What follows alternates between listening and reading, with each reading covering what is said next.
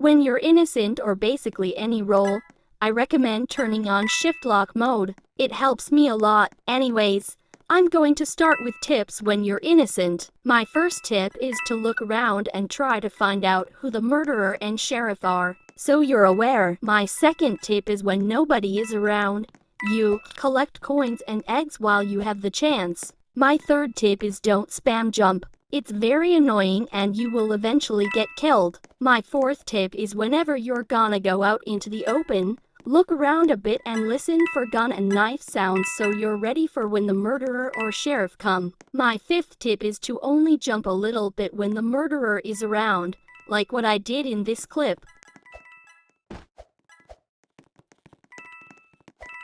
Now time for murderer tips. My first tip is to not make it very obvious that you're the murderer at first. Otherwise everyone will probably hide or run away. My second tip is to unequip your knife after you kill someone.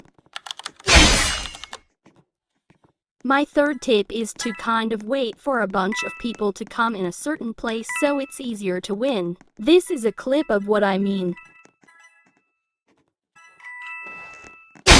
My fourth tip is to throw your knife if you're far away from the person or if they're spam jumping. My last tip is to basically look everywhere for the last person once the round is almost over.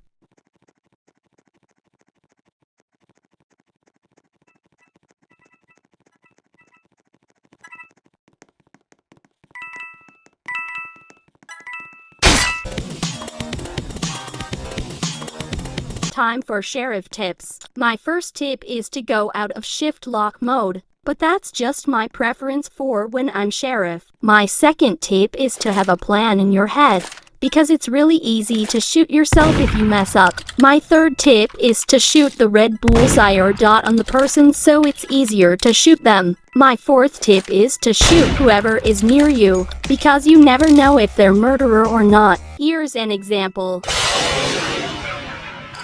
Here's another example.